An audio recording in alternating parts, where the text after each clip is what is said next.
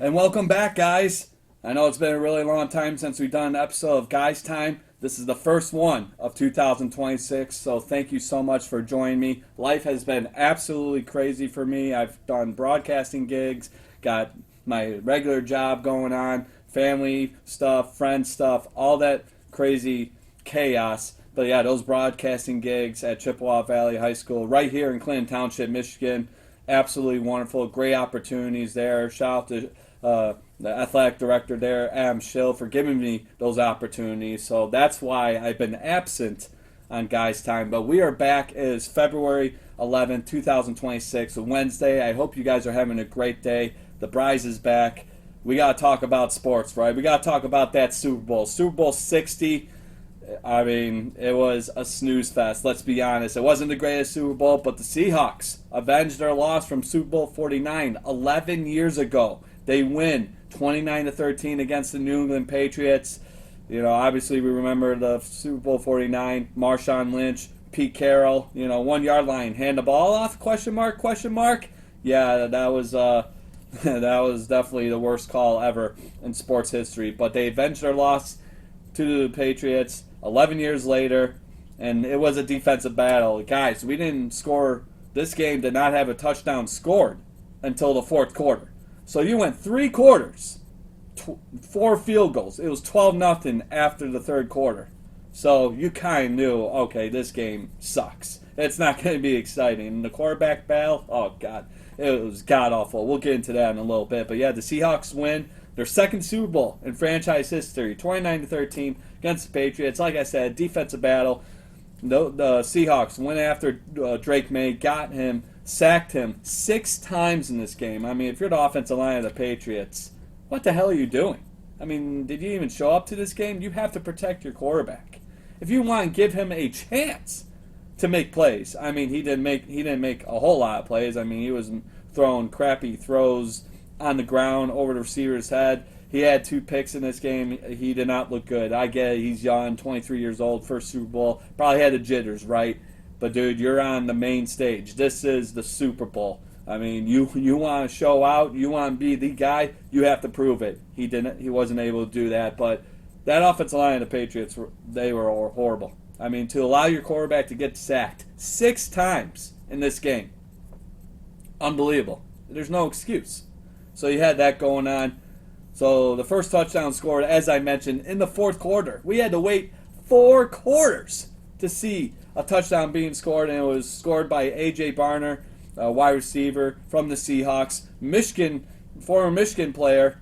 I mean, you gotta love seeing that, right? And then another thing about this game, a lot of connections between Michigan and Ohio State. Mike Macdonald, the head coach of those Seahawks, he was the Michigan defensive coordinator in 2021 when they beat Ohio State for the first time in many, many years. And then Mike Vrabel, many years ago, played at the University of Ohio State, or the Ohio State University. He played for the Buckeyes many, many, many years ago.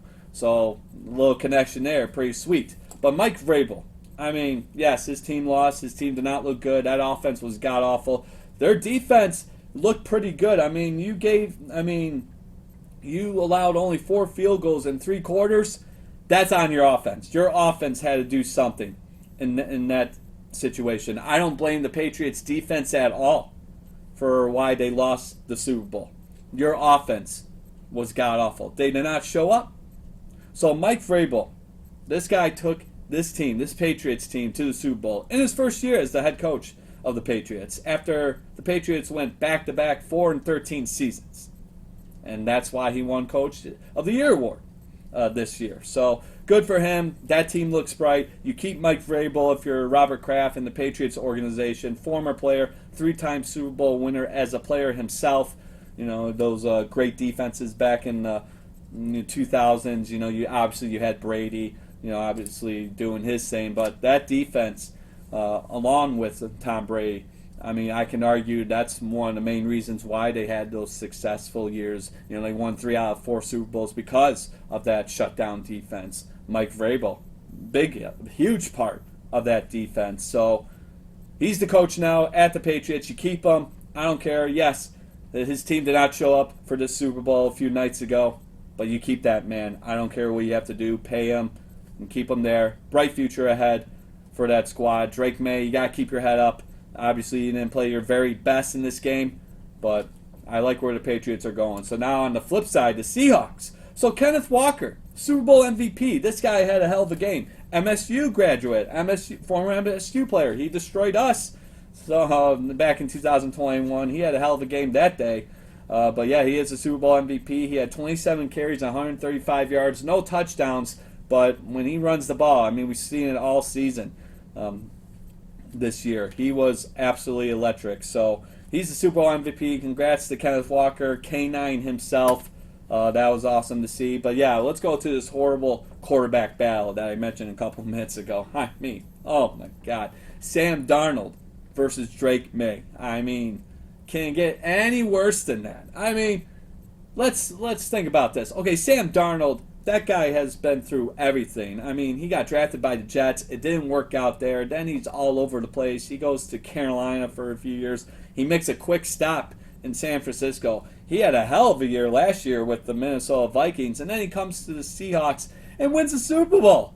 That is amazing. I mean, you couldn't write a better script than that. And ironically enough, the Super Bowl was in California, and next year it's staying in California. We'll get into that in a little bit because I don't necessarily agree with that situation. But it's going to be in LA. So script writing, all that stuff.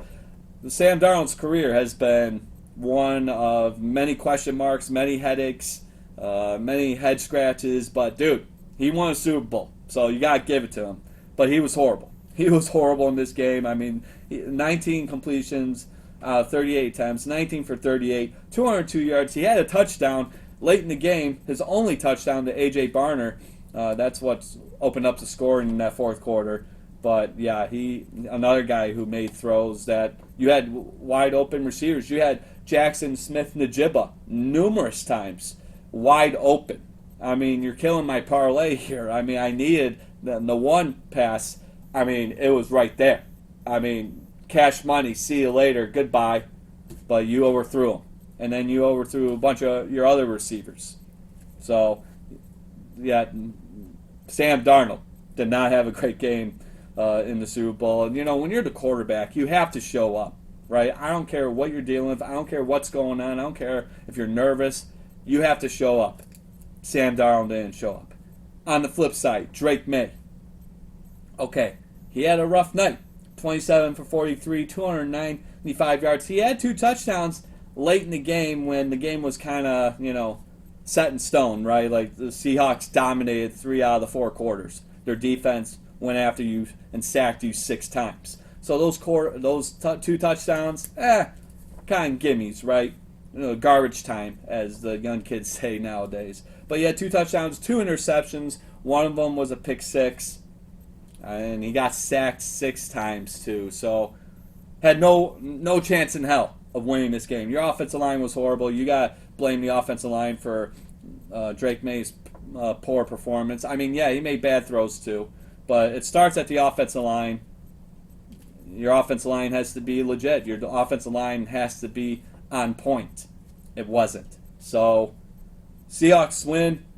You got 4 straight field goals to start this game. So you already knew after that first field goal that this Super Bowl 60, out of all the Super Bowls that have been played, it was going to be a snooze fest after that first field goal. I mean, man. And then it was 12-0 at the end of the third quarter. We didn't see a touchdown scored till the fourth quarter, guys. Yeah, it was not the greatest. It was not the most exciting Super Bowl. But, you know, it is what it is. But now, the halftime show. So, this is the first time I've seen, 23 years watching the Super Bowl, that we had dueling halftime shows. Everyone was upset in an uproar about Bad Bunny being a halftime show. Look, I didn't watch it. I was eating. I was drinking. I could care less about the halftime show. And I've said it numerous times on my videos on Instagram. It's all preference. It's all by choice. You want to watch the Super Bowl halftime show? Go ahead. I don't give a damn. But then you have a dueling halftime show with Kid Rock. Like, what the hell are we doing? Here's how you solve this, right? You get a rock and roll band there. Because when's the last time we had a lone rock and roll halftime show for the Super Bowl? I got that answer. So, last time, lone rock and roll act for the halftime show for the Super Bowl, you have to go all the way back to The Who, one of the greatest bands of all time, 2010, Super Bowl 44, Saints versus Colts. That was the last time a lone rock and roll band did the halftime show. So that's all you have to do. But it's in LA next year, the Super Bowl 61. It's in LA next year, which is crazy because then the following year, 2028, you got the Summer Olympics in Los Angeles. So Los Angeles is just getting all this money, and they're making millions and millions of dollars. But you can't afford to live there. Crazy how that works, right? But yeah, you got all these performers. And when's the last time, we got to get some rock and roll. We got to mix it up. Like pop, it's always going to be there. And I get it. They went with Bad Bunny because he's the international sensation. He's the international guy, right? The NFL is trying to be a global sport, trying to get their influence on the global level, right? We've seen games being played in London, games played in Brazil, games played in Germany. I mean, next, we're probably going to have a game in Italy. We're going to have a game in Australia. I get it. But it's time to get a rock and roll band back at the Super Bowl for the halftime show. We've seen so many great acts under the rock and roll anthem. You got The Who. They had a great show. Prince, probably the greatest halftime show of all time. In the Rain. This guy's jamming his guitar, and he's Prince. One of the greatest entertainers of all time. Rest in peace. But yeah, you got to get rock and roll back. Get a band there. Metallica. They're from California. Get them to the Super Bowl. But it's not going to be them, right? Because that'd just be too easy. It'll be another pop star. I don't know who. I mean, hopefully it's someone somewhat good and respectable. But it is LA. We'll probably get some goofball for the halftime show next year. But that's how this gets solved. Get a rock and roll band in there, man. But yeah, so if you watch the Super Bowl halftime show with Bad Bunny or you watch the other halftime show with Kid Rock, who cares? All preference. I don't give a damn. I didn't watch either. Like I said, I was eating food and having some drinks and enjoying myself, right? I'm there at my uncle's house watching the game. So you have that going on. So yeah, Super Bowl 60 in the books. NFL season. It's over, guys. Seahawks are the champions. So now what can the Lions learn from Super Bowl 60? Well, you need an edge rush.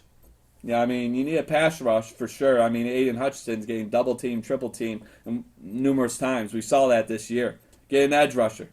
You got to get that interior defensive line. You got to get pressure to the quarterback. Seattle Seahawks sacked Drake May 6 times. So, defensive line, get that amped up. Maybe draft someone in the NFL draft in a couple months.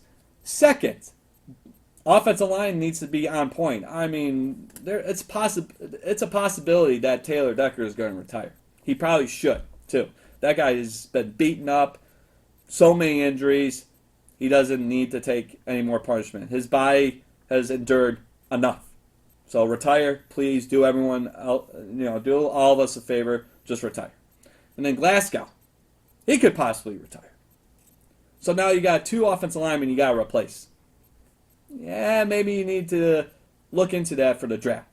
So offensive line, you got to amp that if you want to go to the Super Bowl next year if you're the Detroit Lions. And then third, your secondary, your defensive backs have to be the top defensive backs in the nation. I mean, we didn't have that this year. So many guys got hurt. A lot of inconsistent play. Terry and Arnold, prime example. He'd be good one week. The other week, he's given up, 100-plus yards and 2 touchdowns to a wide receiver. So, Lions need to focus on those 3 things. Defensive line, defensive line, edge rushing, right? Offensive line, if you're going to lose Glasgow and Decker this offseason, and then the secondary. And then, obviously, you got to stay healthy, but that's an excuse. I think that's an easy cop-out. Lions, just make it to the Super Bowl. You were this close. 2023, remember? Yeah, everyone does. I sure as hell remember. I know a lot of people have. That was your best opportunity. Because what have you done since? Lost in the first round a couple years ago. Or not in the first round. In the divisional round as a number 1 seed, may I remind you, at home to a rookie quarterback in Jane Daniels against the Washington Commanders. And then this year, you didn't even make it to the damn playoffs. So what are we doing? We're going downhill. Lions, take some notes from this game. You know what to do. So, Super Bowl 60. Here's my overall rating of the Super Bowl. 4 out of 10. Again, not exciting. It was a defensive battle. If you like defense, I do. Okay? But I want to see some scoring. I want to see some dramatics. I want to see, 30 seconds left, team down by 2, helmet catch, San Antonio Holmes, tippy-toe catch, touchdown with seconds to go, onside kick, which obviously you can't do anymore because you got to declare, and you have to be losing at that point. But I want to see some dramatics. I want to see a Mario Manningham catch so that the Giants can beat the Patriots again. I want to see Marshawn Lynch not get the ball on the second down, pass from Russell Wilson, picked off by Malcolm Butler. That's how the game ends. That's what I wanted to see. I wanted to see that moment. I didn't get to see it because this Super Bowl was so boring and god-awful. So, not exciting. Defensive battle. Quarterback play was horrible. We already discussed that. Both quarterbacks were not good at all. Sam Darnold and Drake May. One of them won a Super Bowl, though, Darnold, but yeah, he did not play well at all. So that was another situation. But on the flip side, Michigan, Mike McDonald, head coach of the Seahawks, former defensive coordinator of Michigan for one season, beats Ohio State. Mike Vrabel, former player of Ohio State University. So that's a flip side, I guess. But yeah, 4 out of 10. This game was horrible. It was not exciting. Another bad Super Bowl. Even last year, Super Bowl 59. I mean, that was just a dominant performance by the Eagles. Same can be said about the Seahawks. A dominant performance by them against the Chiefs. Defense wins championships. It's been proven. Back-to-back Super Bowls. So congrats. And it's crazy enough because the Eagles are a type of bird and the Seahawk is a type of bird. Interesting. Defense wins championships. They're protecting the nest, I guess you could say. But anyways, not the greatest Super Bowl. 4 out of 10. Boring. Put me to sleep. Commercials, I watched a couple of them. You got the Budweiser one, the eagle coming from behind of the horse. That was pretty cool. All the others didn't make me laugh. I didn't, like I said, didn't really watch the commercials as well. So if that's another reason why you watched the Super Bowl, well, you were probably disappointed this year. So, not the greatest Super Bowl. Only 7 penalties, total penalties, called in this game. That's why this game ended around like 10:30ish. I was actually kind of surprised because it usually ends like 11, 11:15, because they gotta get all that ad money, especially NBC, right? One of the big channels out there in television. But yeah, this game ended relatively early in my eyes, around 10:30. Done. Super Bowl champs, Seahawks. Goodbye. We'll see you in September. Yeah, Super Bowl next year, like I said, stays in California, of course, right? Los Angeles. Very convenient because, like I said, following year, 2028, we got the Summer Olympics there in Los Angeles. So all these events, you can't afford to go. You can't go. It's chaos. And then, they expect people, how can you live there? You got to make $1 million. That's got to be your base salary just to live in LA today. So, I don't know how that's going to work out. Like I said, LA's happy because they're making money, but it's just chaos. Super Bowl needs to go somewhere. Bring it back to Detroit. Detroit looks good now. I mean, it didn't look good 20 years ago, but it looks good now. I mean, on the upside, right? Bring it back. Bring it back to Ford Field. That would be awesome. I would go. Maybe you can afford it. Maybe not. I don't know. But stays in Los Angeles. I don't know. It's just It's crazy stuff. So, yeah, Super Bowl 60 in the books. We're gonna have to wait till September, and at that time we'll be ready to go doing our fantasy football drafts, putting our lineups together, and hopefully the Lions will make it there. So, congrats to the Seahawks, winners of Super Bowl 60, avenging their loss from 11 years ago, Super Bowl 49 against the Patriots. This game was god-awful. So that's the NFL for you. That's Super Bowl 60. Hopefully you enjoyed it. I didn't. Now we got to hop over to the UFC. So Fight Night. We got a Fight Night this Saturday. Main card starts at 8 p.m. The prelims start at 5. The UFC has a new home, Paramount Plus. And let me tell you, first couple pay-per-views have been spectacular. I won money from Justin Gaethje's defeat of Paddy Pimblett. Bet $400, won $1,200. So that was pretty cool, right? And Justin Gaethje's one of my favorite fighters. That was a great fight. Probably fight of the year. Early fight of the year candidate, for sure. That was awesome. And then the following week, you had Alexander Volkanovski defending the featherweight title against Diego Lopez for the second time. Another great fight. So back-to-back bangers on Paramount Plus. I like it. It's not a hassle like you had to deal with ESPN. Paramount Plus knows what they're doing. Yeah, they get criticized a little bit for having too many commercials, but people gotta get paid, right? Someone's gotta make money, right? That's the television business or streaming business, whatever you want to call it nowadays. But the UFC has a new home, Paramount Plus. The 2 events I've watched so far this year, absolute bangers. I love it. This one's going to be another banger. You got a middleweight main event this Saturday night, 8 o'clock. The main card starts. You got Sean Strickland going up against Anthony Hernandez. This is going to be a really interesting fight. A middleweight main event here. Strickland, his last fight, he lost to Dricus du Plessis. He lost the middleweight title as a result last February. He has a 29-7 record. 11 of those 29 wins come by KO, and then 4 submissions. So he's looking to rebound after losing his title to Dricus du Plessis. Maybe possibly get a title shot. I mean, this is definitely a fight that might determine the number 1 contender for the middleweight title against Dricus du Plessis, champion. So we'll see what happens. But yes, Sean Strickland looking to bounce back from that loss. He has an opportunity to win this Saturday night, but he's going up against a heavy hitter. He's going up against a very tough opponent in Anthony Hernandez. This guy's on a 8-fight winning streak, guys. His last loss came in May of 2020. He got knocked out by Kevin Holland, the always exciting Kevin Holland. I'm surprised he hasn't had a fight yet, because usually when he has a fight a couple months later or even a month later, he's ready to roll again. So Anthony Hernandez on an 8-fight winning streak. Last loss came in May of 2020. Lost to Kevin Holland. He has 4 submission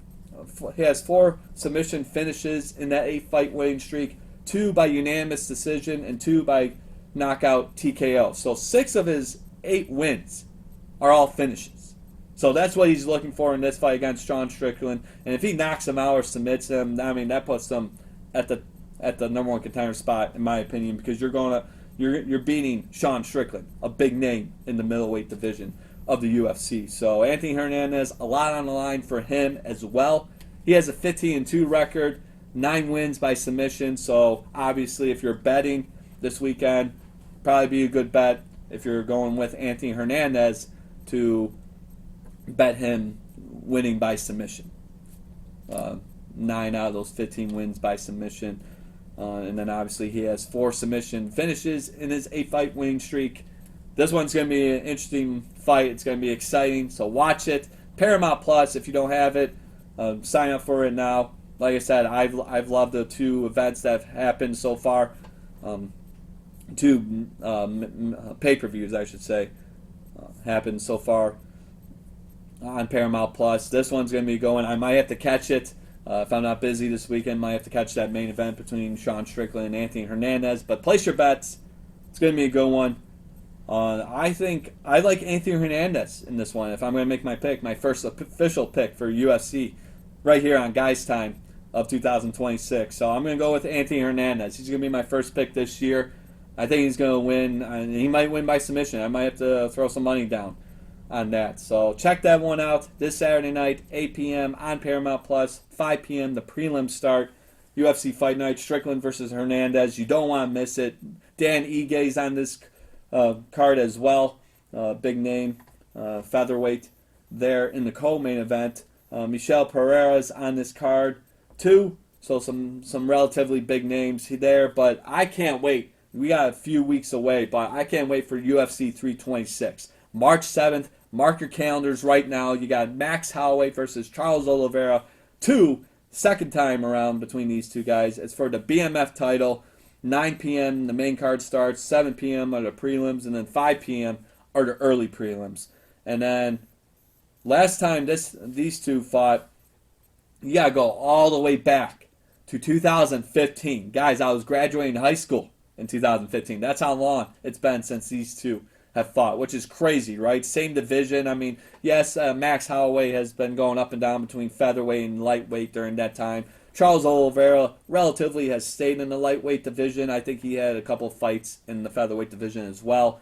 But it's crazy enough that they're finally meeting each other in a few weeks at UFC 326 for the BMF title. But the last time they fought, way back in 2015, Holloway got the victory by knockout TKO finish. And, I mean, Max Holloway's kind of been on a tear, right? He beat Dustin Poirier in his last fight. I mean, that was Dustin Poirier's last fight in the UFC, and then he retired after the fight, so that was a very emotional day there. But that was a great fight. And that was the third time those two fought.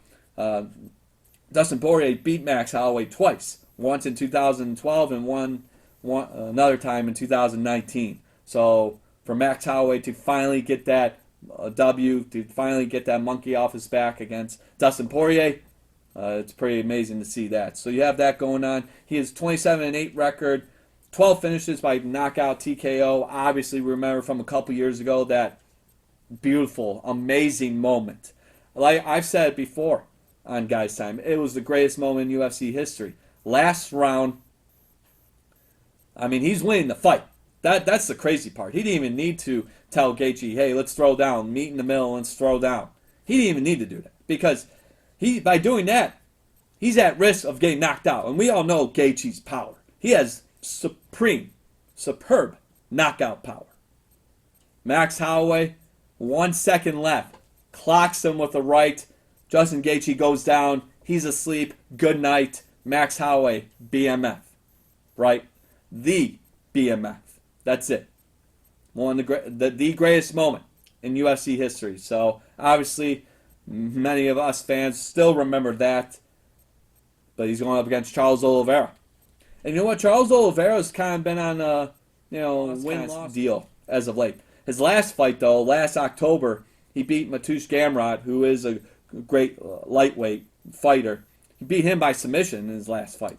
So Charles Oliveira, I think he's getting a little older now. So is Max Holloway.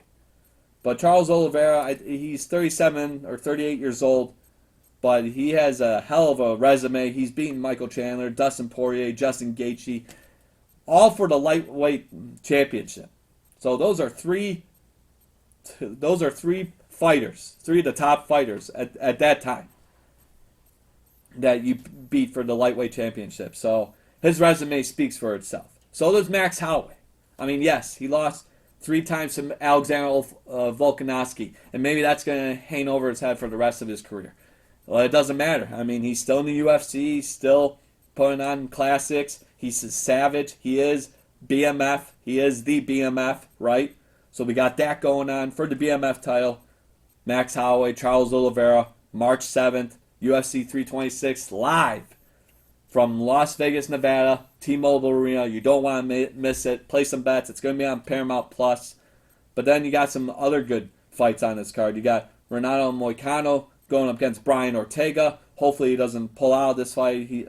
Last couple fights, he's pulled out for health reasons. Hopefully he can stay healthy for this one. But another fighter who's getting old probably should retire after this one, regardless of the outcome. And then Rainier de Ritter, another big name on this card. Cody Garbrandt is on this card as well. So you do not want to miss this card. UFC 326, March 7th, Mark it on your calendars. Max Holloway, Charles Oliveira, 2 BMF title. It's going to be a good one. You don't want to miss it. So, and it's going to be fought at lightweight.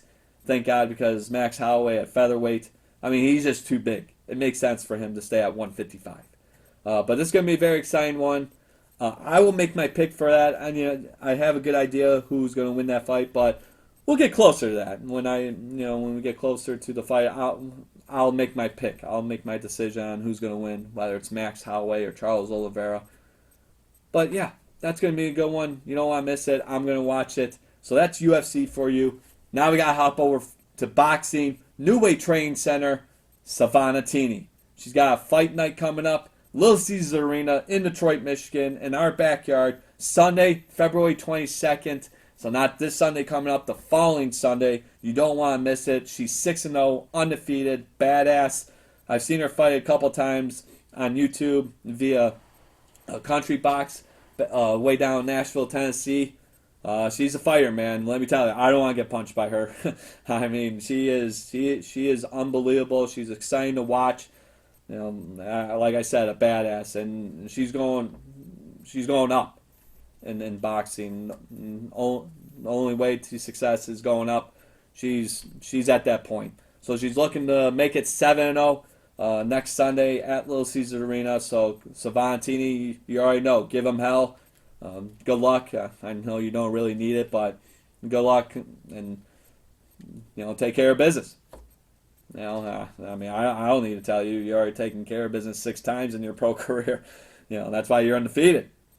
But, yeah, take care of business. Represent Michigan. Represent Detroit. Little Caesars Arena, that's really cool to have an event there. Obviously, you guys know Kamel Macklin, another pro fighter coming out of New Way Training Center, has fought at Little Caesars Arena as well. So this is an amazing opportunity for Savannah to move on up, get some more exposure, and then put New Way Training Center, the gym that I work out at, out in the open, get them some good exposure as well. But yes, get your tickets now. Unfortunately, I won't be able to make it. It sucks, I know, because I've said before on Guys Time, and then obviously I had my interview with her last year. I want to see her fight in person. And, of course, they put it on a Sunday. They can't put it on a Friday or Saturday, right? They got to put it on a Sunday, and I'm busy that Sunday, so I won't be able to watch it. But get your tickets now if you're interested. Savannah Tini, next fight going for 7-0 next Sunday, February 22nd. Get your tickets now. She's on Instagram. She's on Facebook, New Way Training Center. Look it up on Google. If you want the physical copy of those tickets, you do not want to miss this one. Savannah Tini in action, representing New Way Training Center. Good luck, Savannah. Give them hell. You already know. So you got that going on. Good luck, Savannah. I know you're going to handle your business. It's gonna be a good one. I already know it. Unfortunately, I can't make it. So now we gotta wrap this episode with a couple announcements. Justin Verlander, welcome back to Detroit, my friend. He signed a 1-year deal yesterday. Very exciting. It seemed like all the Detroit radio personalities were excited about this. Mike Valente was excited about it. Shout out to him. 1-year deal, $13 million. He's going to be 43 February 20th. So next week, he's going to be 43 years old. But he's a legend here. I met his parents at my old high school's craft show.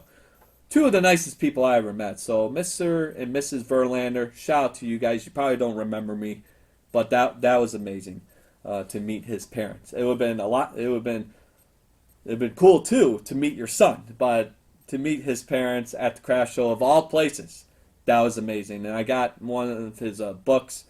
It's somewhere around here in the house, but that was pretty cool to meet his parents. But anyways, he's back in Detroit. 1-year deal, $13 million. He's going to be 43 years old February 20th. He was here for 13 seasons, 2005 to 2017. It was a sad day for when he left. I mean, that was a big part of my childhood and my teenage years. Just bye-bye, see ya. So it was heartbreaking. It was heartbreaking to see him go. But he didn't win a World Series here. He had 2 opportunities, or the team had 2 opportunities, I should say, not him. He was fantastic. The team had 2 opportunities to win a World Series, didn't get it done. Then he goes to the Astros. They win. obviously, lot of question marks around that World Series win with the whole sign stealing and cheating scandal there. But World Series champion nonetheless. He's recognized as the World Series champ. But yeah, he's a 9-time All-Star. And he is a Cy Young Award winner. 3-time Cy Young Award winner. 2011, 2019, 2022. Rookie of the Year, AL Rookie of the Year back in 2006. 2011 MVP, obviously won the World Series in 2017 and 2022, both with the Houston Astros. So 2-time World Series winner. Without question, a future Hall of Famer. So JV, welcome back, buddy. It's exciting. But then I get some other news yesterday about, maybe there's a reason why we signed Justin Verlander. And I know Tigers fans are going to be hurt by this, but Reese Olson, guys, he's out for the year. Shoulder surgery a couple days ago. He's done. So that's horrible. That sucks. Hopefully Justin Verlander, he's older, so he might not throw that heat like he used to. But maybe he can be, an assistance, right? He can help us out, win some games. I don't know, strike people out, do your job. We got to get some offense, and we can win some games with this guy. Now, Mike Valenti said we were going to win the World Series. We're going to win the World Series by adding Justin Verlander, who's going to be 43 years old next week. All right, let's don't get too crazy, Mike Valenti. I mean, I might take that bet. I might bet that just to mess with you. But I don't know. 43 years old, doesn't have much time left in the major leagues. We'll see what happens. But I like this, man. It's like my childhood and my teenage years coming back to me again. Like I said, huge part of my childhood and my teenage years, watching Justin Verlander for the Detroit Tigers cook. Because that's all he did here. And it just sucks that we couldn't give him what he rightfully deserved. A World Series win. He had to go to the Houston Astros to do that. So, Justin Verlander, Detroit Tigers fans, he's back. Good times, right? We'll see what he can do. I like, you got him, you got Skubal, you got Casey Mize, Jack Flaherty. We'll see. We'll see what happens. So that was the first announcement. And now entertainment news. Yeah, I know this is a sports podcast, right? No, we talk about entertainment a little bit. I'm an entertainment guy. I love my entertainment. But guys, or girls, really, Dawson's Creek, James Van Der Beek. James Van Der Beek has unfortunately passed away, 48 years old. He had colon cancer. That sucks, and it's kind of crazy because just like a few weeks ago, I did watch Varsity Blues. John Moxon, backup quarterback to Paul Walker's character. Crazy, right? But then, unfortunately, they say people die in threes. Catherine O'Hara, mom from Home Alone. Brad Arnold, lead singer of Three Doors Down. That was basically my childhood. I loved Three Doors Down, still do. And then now you got James Van Der Beek passing away. 48 years old, man. That's horrible. So, thoughts and prayers to his family and loved ones. I saw that on my phone at work today. And, heartbroken. Yeah, heartbroken to see that. But, yeah, James Van Der Beek passing away at 48. Had a long battle of colon cancer. Rest in peace. Yeah, very, very sad situation there. And that's how the first episode of Guys Time ends, of 2026 ends. I know on a sad note, we don't like sad, but, gotta mix it up a little bit. That's going to be one of my goals this year for Guys Time, try and mix it up. I mean, yeah, we love sports, but we gotta talk about other things. And then maybe not about politics because, that's just chaos waiting to happen. But mix it up nonetheless. So thank you so much for joining me. As always, you guys are amazing. This episode's going to be available. I'll try to get it out tonight, but it'll probably be a couple days. But yeah, be on the lookout on my Instagram, my Facebook pages. I will get this episode out to you as soon as possible. But you guys are amazing, as always. So thank you so much for joining me. The Bryce is here on Guys Time. First episode of 2026. I know it took forever, but we finally got that episode in. I'll try to get some more episodes, make it consistent. But I do have broadcasting gigs now at Chippewa Valley High School right here in Clinton Township, Michigan. So definitely that's more of a priority. But I love Guys Time. So just be on the lookout. I'm still very active on social media, mainly Instagram, but I am active on Facebook as well. So just be on the lookout for announcements for future episodes. And maybe try to get some people on here. I know, shout out to Cody Anderson. He has a sports podcast called Catching Up with Cody. Check that out. Shout out to him. He's my former classmate of Northwood University. He's a big sports guy like I am. He loves his basketball. He loved the Pistons way back in the day when they were bad. He still loves them now when they are one of the top teams in the NBA, crazy enough. They got in another fight a few nights ago. So, a lot of these teams are testing the Pistons. But, hey, we're Detroit, man. We don't back down. So, I like it. You have the right to defend yourself. I saw today Isaiah Stewart got suspended for 7 games. It is what it is. Actions have consequences, but at the same time, I kind of like this Detroit Pistons team. I haven't watched the game because, like I said, bad luck, right? But when they make it to the playoffs, I might have to watch a couple games. I don't know. I watched that series last year, that exciting series with the Knicks, and they lost that series. They should have won that series, but they lost. But I might have to watch them again this year because some Detroit team has to win a championship, whether it be the Red Wings, if they make it to the playoffs, whether it be the Pistons, the Tigers, the Lions, a Detroit team, please, for the love of God, win a championship. When's the last championship we had? The 2008 Detroit Red Wings. That's the last time a major championship set foot right here in Detroit. So please, help us out, Pistons, Red Wings, whoever. Win a championship game, win a championship trophy, help us out, please, and thank you. Anyways, sorry for going on that tangent, but yeah, shout out to Cody Anderson. He's going to try to have me on his podcast catching up with Cody, excuse me. I'm in communication with him right now, try to get a good day and time, but I will keep you guys posted, get him some exposure as well. Always love to help out a former classmate and an obvious sports fanatic like myself. And Cody's a good guy. I haven't talked to him or seen him in a long time, but with social media, you gotta love that opportunity to catch up with people you haven't seen in many years. But yeah, catching up with Cody, I will be on. We're in the talks of being on that podcast, so that's good exposure for me and for him. So keep your eye out on that, and then go follow him on Instagram, Facebook. Now, I do believe he's on Twitter as well. He might be on TikTok and Snapchat too, but he's for sure on Instagram. Catching Up with Cody. It's a podcast. Just type it in. Go give him a follow. Cody, keep doing what you're doing, brother. You're doing great work. You're good, man. You're a sports fanatic here. I would love to be on your show, but we'll definitely have to get a time and day sorted out for that to happen. So thank you so much again, ladies and gentlemen. You guys are amazing. First episode of Guys Time of 2026.